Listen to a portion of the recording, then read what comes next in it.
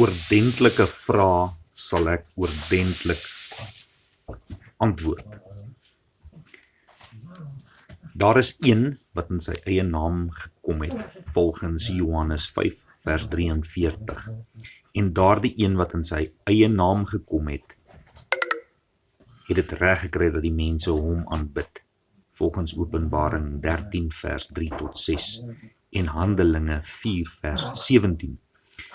Daardie naam wat genesing gebring het in Handelinge 3 vers 6, waar 2 of meer in sy oorspronklike naam, met ander woorde, Vader se naam, wat deur die Seun se naam bekend gemaak is, Yahusha, Messia, beteken Yahuwah is redding, of Yahuwah red.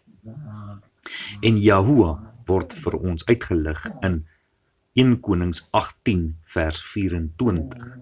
So, nou het hierdie ene waarvan jy praat hier, in sy eie naam gekom, en ons kan sien dat dit deur die vertalers gedoen is. En so is die wond genees wat die Satan by Golgotha ontvang het.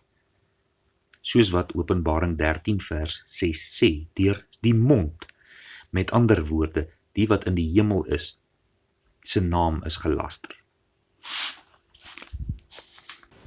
En as gevolg van die naamsverandering in Handelinge 4 vers 17 en Johannes 5 vers 43 en Openbaring 13 vers 6, het Romeine 1 vers 25 begin gebeur en ons het die skepsel aanbid bo die skepper. Ek sê weer, die Seun het dit vir ons uitgelig in Matteus 27 vers 46 toe hy gesê het, Eli, Eli, lama sabachthani, wat geklink het soos Elia. En ons weet dat Elia in 1 Konings 18 vers 24 vir ons dit uitgewys het, dat julle gode kan aanbid, terwyl hy die naam H3068 aanroep. H3068 is dan Yahuwah. En Yahuwah se seun se naam is Yahusha. Al twee van daardie name het die woordjie ja in, wat ook in die woordjie halleluja voorkom.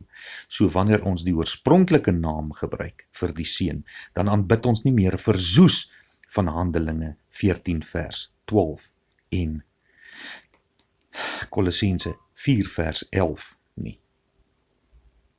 Gevaarlik, nie waar nie.